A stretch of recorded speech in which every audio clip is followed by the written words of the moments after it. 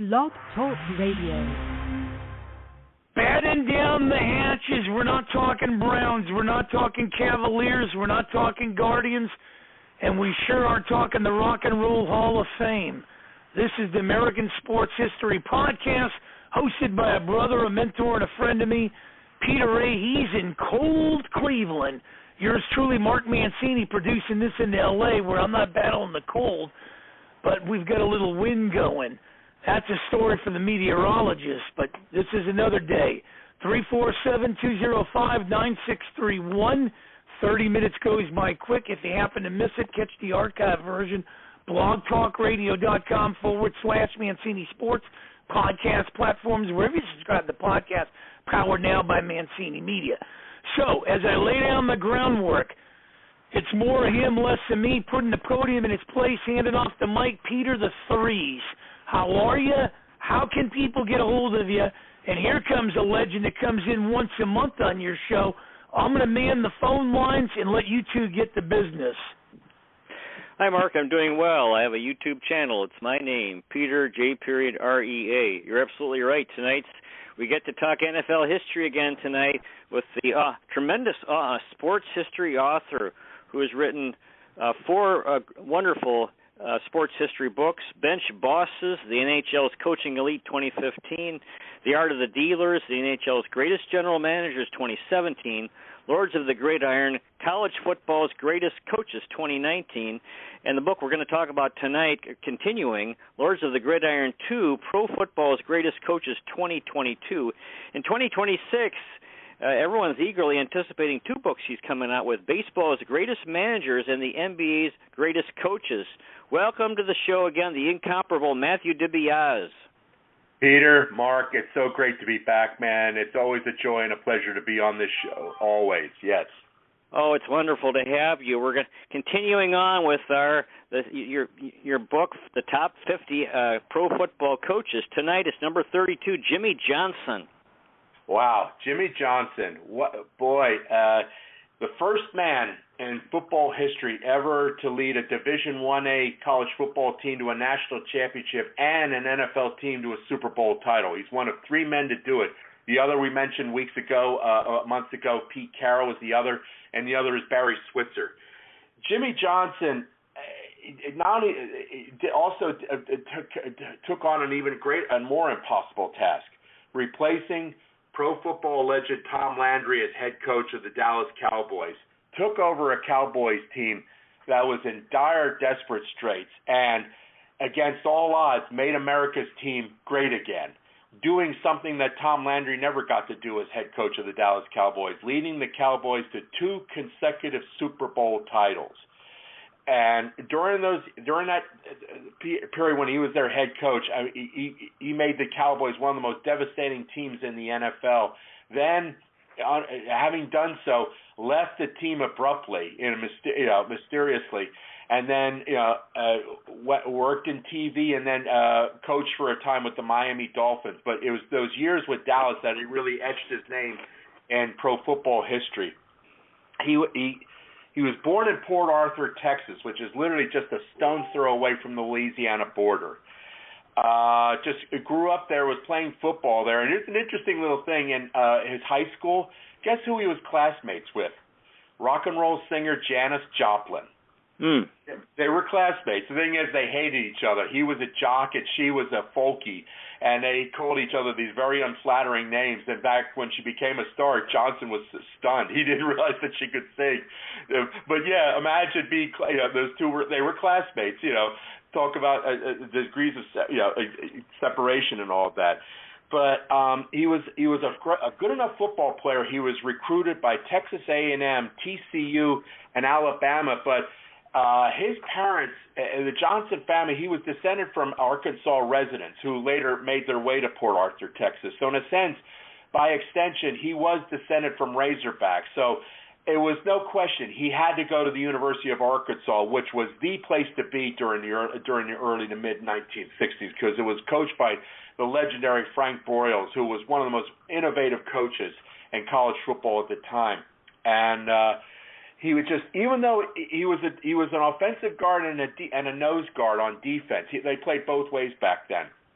even though he was like 195 pounds, Johnson compensated for his lack of size with just desire and resiliency. They call him Jimmy Jump Up because even though you may knock him down, he would spring right back up again and get right back into your face. He was a fighter.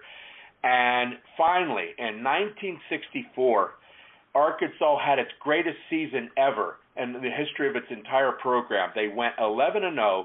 They won the Southwest Conference title, and they only allowed one opponent to score more than 20 points in a game, and they shut out their opponents 5 consecutive times.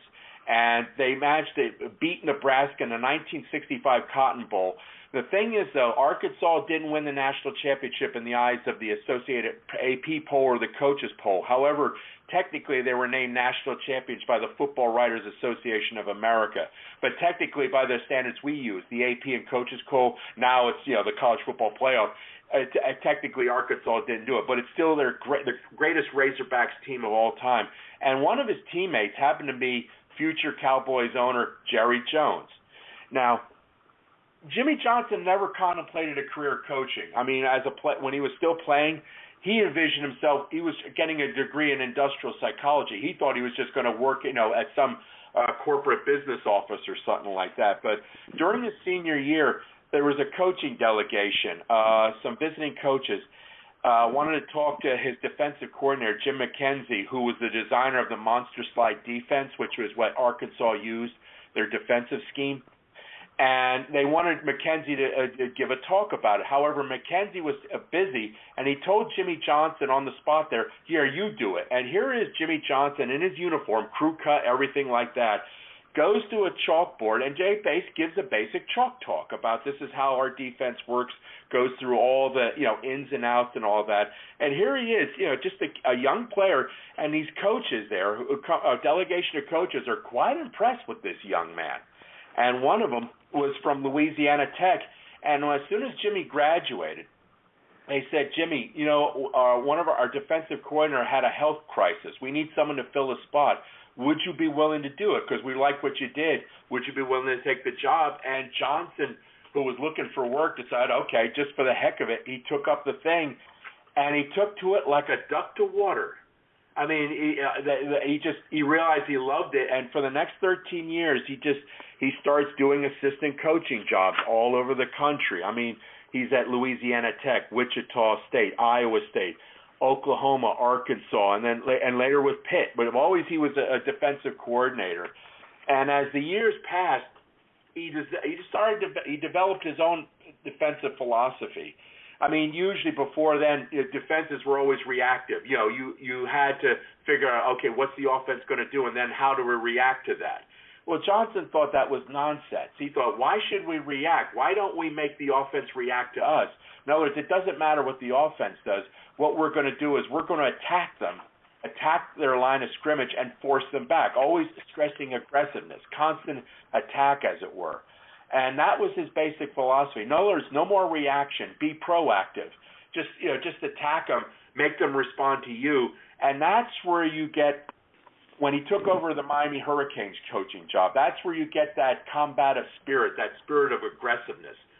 You notice with Miami during their glory years in the 80s there, in the mid-80s, always attacking, no let up, no mercy. They would pour it on and keep pouring it on, and they would run up these enormous scores. That was a reflection of Jimmy Johnson's philosophy. And let's see. But his first head coaching job was at Oklahoma State. He thought when Frank Broyles retired at Arkansas, he thought he had a shot at it, but it didn't happen. And actually, Johnson never really forgave Broyles for that. And for a time, they feuded with one another for a 30-year period. They didn't reconcile again till 2013 or 14 or thereabouts. So he was coaching at Oklahoma State, and basically he was just getting his feet wet. I mean, they weren't really a good football team, but he just opened it up. He let anybody, get in and play. And surprisingly, he was able to get to some minor bowl game appearances. He had one or two losing seasons, but he also had some winning seasons.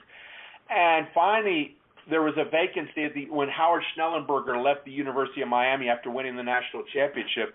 There's this vacancy, and Jimmy Johnson threw his hat in the ring, and he got it. He got the job.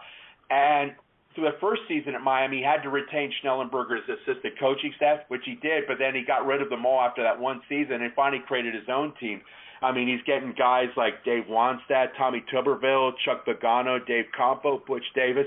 They were his assistants there, and they later became head coaches in their own right in colleges and the pros there. And finally, they just become a devastating team, the Miami Hurricanes. I mean, that's when Miami became known as the U. I mean, he's getting, Vinny Testaverde, Walsh, Michael Irvin, Alonzo Highsmith, all those great players. I mean, they just became the scourge of college football. They won 44 out of 48 games. They won the national championship in 1987. Now, here's the thing, though. He doesn't rank in the top 50 according to my college football book. For two reasons. Those two losses he had, the 87 Fiesta Bowl game where he lost to Penn State for the national championship, that was one blow. The other blow is when Miami lost that Catholics versus Convicts game in 88. Had Miami won those two games, then Jimmy Johnson would have cracked the top 50 ranks according to my calculations, because he only coached 10 years in college football there. Now, he made Miami Hurricanes the scourge of NCAA college football, but at the same time, though, he was kind of in the crosshairs of the University of Miami's president. They just, the president, whose name escapes me, just didn't like the idea of Miami being known as a football factory, and he was locking horns with Johnson, and Johnson was getting sick and tired of it, and at the same time, Jerry Jones was making his run, for purchasing the Dallas Cowboys. And finally he did so. And Jones reached out to Jimmy Johnson saying, if I'm able to buy the team, I want you to be my head coach. And it happened.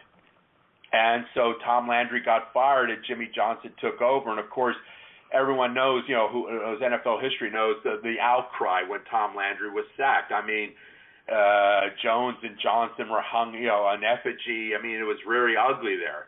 And then Johnson's first season, when Dallas went 1-15, and people were, mocking and all that. But it was like a blessing in disguise because Johnson was determined to rebuild Dallas through the draft. And he literally altered the way NFL drafting took place.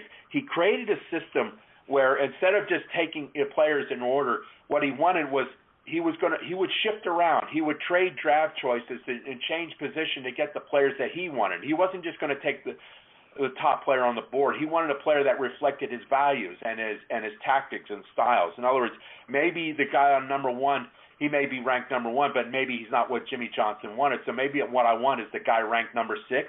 He's more what I want. So I'll trade my number one for number 6. And also, while he's making trades, he might get other draft choices too. And then using those draft choices, he would get more and more of the players that he wanted. And if he couldn't get trade draft choices, he would trade an established player like Herschel Walker to the Minnesota Vikings and get Minnesota's 92 first-round pick and then other draft round, the first and second-round picks in 90 and 91, and then third-round picks in 92. I mean, it was one of the greatest steals in NFL trading history. And all he wanted were those draft choices, and he used them to get Troy Aikman, Darryl Johnston, Mark Stepnoski, Tony Tolbert. I mean, these guys were literally the backbone. Guys like Tony Casillas, Charles Haley. I mean, these guys became the backbone of his back-to-back Super Bowl champions. I mean, he just literally built that team back from scratch again. And, he was also innovative in his use of Plan B free agents, getting guys like Vincent Smith, James Washington, Jay Novacek from the Plan B free agent rule there. And it took some time, but then finally, 1992, they had their first winning season in a long while in 1991. They get eliminated early in the playoffs, but then in 92 and 93, they went all the way, winning back-to-back Super Bowls. And, Dallas was literally on top of the, NFL kingdom there, and it could have lasted for a long time, but there was one problem. As Dallas got better, it was this argument. There was these two egos in the room, Jerry Jones and Jimmy Johnson, and Jerry Jones wanted his share of the credit as well. And basically there wasn't enough room in that Dallas Cowboys locker room or in the front office for the two of them, and Jimmy Johnson finally got sick and tired of it, and he walked out. Just less than a month after he won his second Super Bowl, he walks out. And, since then, Dallas won that Super Bowl in '96, but then since then they haven't been back at all. And it's kind of like the curse there. And for a time, Jimmy Johnson was just doing broadcasting work, not doing much. And then he came back, to head coach the Miami Dolphins, but it just wasn't the same anymore. The Miami was in the tail end. Dan Marino was in his final quarter of his career. And Miami, they had a few playoff appearances, but they couldn't make any deep runs. And Jimmy Johnson himself kind of lost his competitive fires, and then finally he just stepped down. And since that time, he's just been doing broadcasting work, on Fox and all that. He's part of that panel. But for his time in Dallas, man, he was just amazing. I mean, he brought the life and the light back in the eyes of Dallas Cowboys fans. And I know I got a friend out there, Donnie Hunt, who lived in Amarillo, Texas. He recalls those years with great nostalgia, man. That was his time, rooting for Dallas. And it's kind of sad now for Dallas fans that they've been without glory for all those years. Yeah, I love Jimmy Johnson. And he's familiar because he's a NFL TV guy. You see him a lot, and he just seems such a happy, jolly, funny guy, very charismatic. And I recently watched a couple of Super Bowls that that Dallas won, and he had his hair with some lotion and slicked back, very well done. And then the players had a lot of fun, pouring the Gatorade over him, and when they won, and then the one guy messing his hair up, and he took it very well, And I think he only coached 10 years in the NFL, and I think he's one of these guys that just must be a real good guy, and he just couldn't take the pressure, the whole stress of being in this violent sport. And what's interesting is he replaced Tom Landry and Don Shula, two of the greatest coaches of all time. Of course, he's known for Troy Aikman, quarterback, Emmitt Smith. Those two were tremendous players. Butch Davis, one of his assistant coaches, came to Cleveland, and he had some of that spirit. So I really think very highly, and I'm so glad he's still around. I love your the quote you have at the end of the chapter. Since then, he has devoted half of his time to his Fox Sports network duties, where he partakes in the vanities and inanities of pregame and postgame banter with his fellow co-hosts. That's a great quote. Now, moving along, we got to get the next coach we need to talk about is John Harbaugh.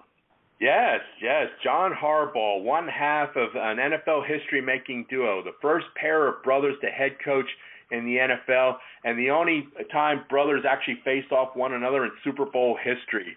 It was in 2012. Yeah, they led their teams to Super Bowl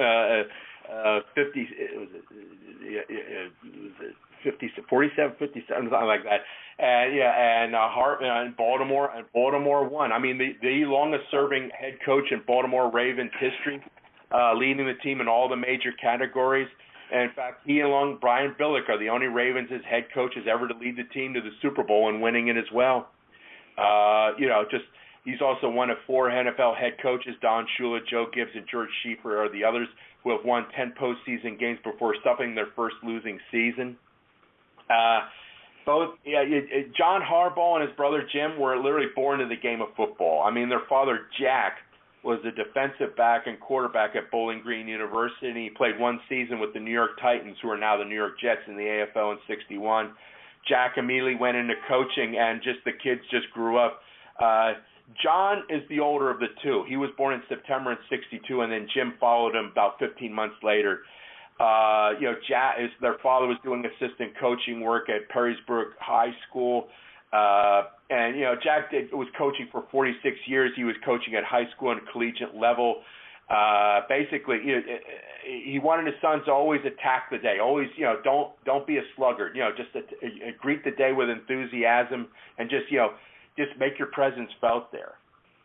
And of the two brothers, John was the more cerebral of the two. Jim was more taller and more athletic. He was the better athlete. But John knew how to decompress. He was cooler, and he could detach himself. Whereas Jim was more emotional, more intense, both externally and internally, and all that. When he finished high school, his father was assistant coaching at Michigan under Bo Schembechler. But John didn't play at Michigan, though his brother Jim did. John was a defensive back at the University of Miami at Ohio, but it was Jim who played with. He was a much better college football player. He played at Michigan, was a very good quarterback there. Let's see. Now, thing was, though, observing Schembechler from afar, John did use some of Bo Schembechler's methods and all that. When you be as a coach, throw yourself into something you love, know your values, and stick to them. Trust your people to set their own goals and practice how you intend to play. In other words, everything is with passion and intensity.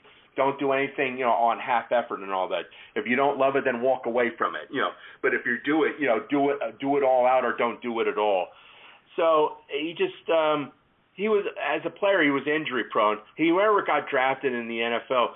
So what he did was, as soon as he got his degree in '84, he takes up coaching, and again, for 15 years he kind of he does assistant coaching at Pitt, Morehead State, Cincinnati, Indiana. Mostly he was coaching special teams and defensive backs, but he was pretty good at it. In fact, when his younger brother Jim began his coaching career in '02, he would meet players who played for John. And he said, I played for your brother, and they always said, your brother's the best, man. He taught me everything, so on and so forth. But John didn't enter the pros until 1998 when the Philadelphia Eagles hired him to be their special teams coach. So he was working first with Ray Rhodes and then later for Andy Reid. And Andy Reid was very much a big influence with John Harbaugh. He was just. Andy Reid learned his way of coaching from Mike Holmgren, who learned it from Bill Walsh, who learned it from Paul Brown. So that's a pretty good knowledge tree right there. Andy Reid taught John Harbaugh about organization, how to deal with the front office, and how to make sure everyone in the organization's on the same page and sharing in your vision and all that. Just make sure all your ducks in your ships are lined up in a nice, neat row. So Harbaugh spent 10 years in Philadelphia. Thing was, he was looking for head coaching jobs, but not having much luck. He was rejected he tried out for head coaching jobs at Syracuse and Boston College, but he didn't get the nod. The problem was, as a special teams coach, that's not exactly a platform. Had he been like a defensive coordinator or an offensive coordinator, his odds would have been better. So it took some time, and finally, he got the job at Baltimore there because they fired Brian Billick, and the Ravens owner Steve Biscotti heard some good things about Harbaugh, and he took a chance. In fact, Bill Belichick gave him a recommendation. That really helped out, and that's finally how he got the head coaching job. And he basically he took the team had problems with quarterback. They had a weakness there. They got Joe Flacco. And he remained there. They got LeRon McClain, but they had that great defense. They always had the great defense. They had Ray Lewis, they had Ed Reed, they had Terrell Suggs there. So they got back on their feet again, and they were winning. And his first 5 seasons there, they did good. He had 5 playoff appearances. They won 2 divisional titles. But the problem was they didn't have any good field goal kicking. So come playoff time, that was one weakness. That lack of a good kicker.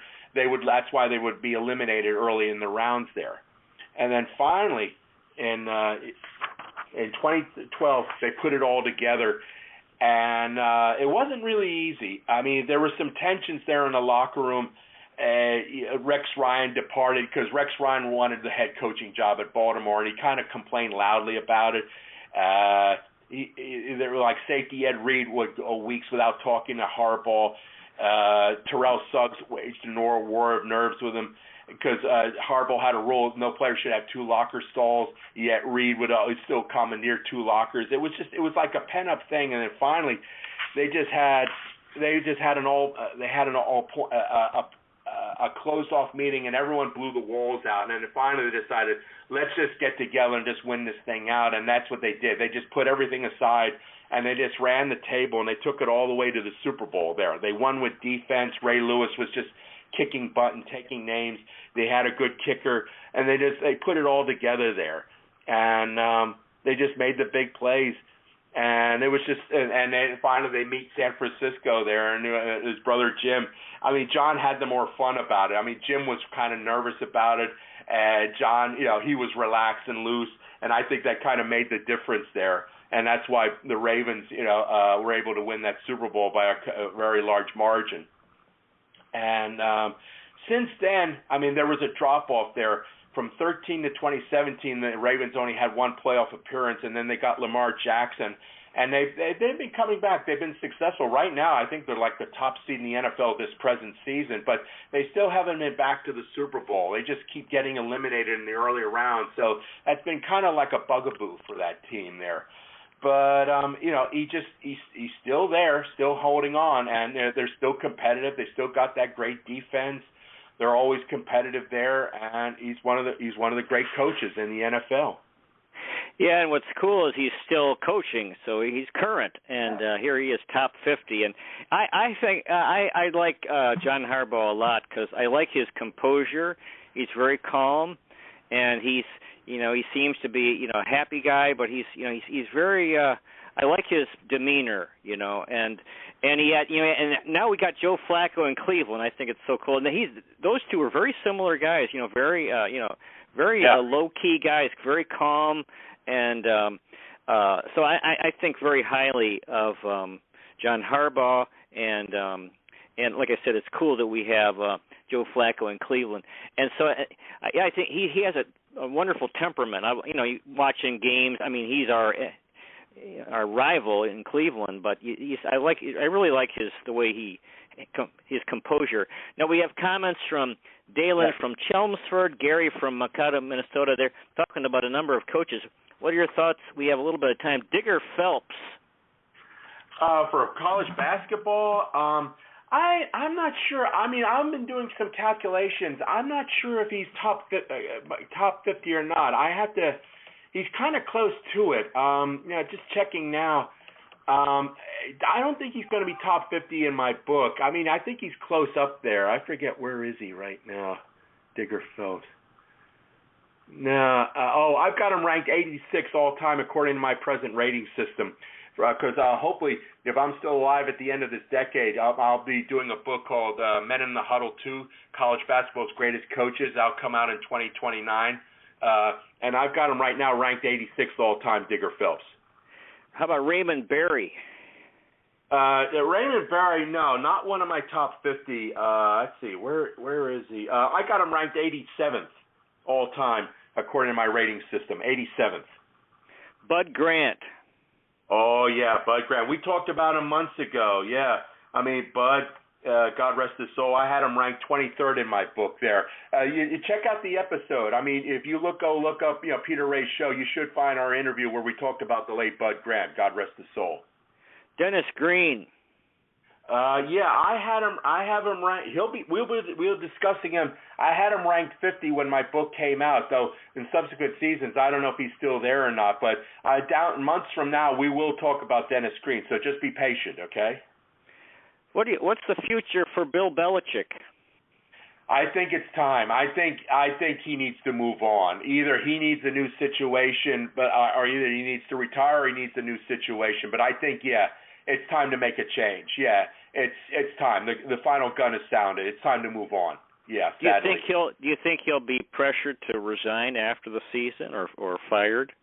He should be allowed to resign gracefully and all that. I think he needs to move on. I think it's time for a change. I think either he needs to step down for good. But knowing Belichick, I don't think he'd want to go out like that. I think he would search for a new situation. Given his competitive spirit and all that, he would want to go out on a high note. So it wouldn't surprise me if he's allowed to retire gracefully. It wouldn't surprise me if he tries to find another situation somehow, somewhere, some other team in the NFL. Our guest tonight has been Matthew DiBiase. We've been talking again about his book, Lords of the Gridiron 2, Pro Football's Greatest Coaches. Tonight we talked about Jimmy Johnson and John Harbaugh. Matthew, do you have any final thoughts tonight for our audience? Yeah, just be safe on the roads out there. Just make sure when you order Christmas packages, don't leave it on your front step. Pick it up, pick it up at a neutral site, man, because there are porch thieves all over the place. Just stay healthy, be safe, and just have a lovely Merry Christmas and a Happy New Year for every one of you, and especially you too, Peter, and you, Mark. Okay. Thank you, Matthew. Let's see, next week we're going to have Bill North, the tremendous center fielder for the Oakland A's in the early 1970s, and then on the 26th, no show because of the Christmas holidays. So that pushes everything back a week. So in 5 weeks from tonight, January 16th, we'll have Matthew DiBiase back. We'll talk about Buddy Parker, who coached from 1949 to 1964 with the Chicago Cardinals, Detroit Lions, and Pittsburgh Steelers, and Mike Shanahan, who coached from 1988 to 2013 with the LA Raiders, Denver Broncos, and Washington Redskins. So thank you so much, Matthew, for a wonderful talk again about NFL history. Peter, thank you so much. God bless you all, man. God bless you. Keep up the good work. Looking forward to those 2 books in 2026, baseball and NBA greatest managers and coaches. Dear listener, may the road rise to meet you. May the wind be at your back. May the sun shine warm upon your face and rains fall soft upon your fields. And until we meet again, may God hold you in the palm of his hand. Good night, everybody. Thanks a million again. Mr. Matthew DiBiase. Good night and good luck. Thank you.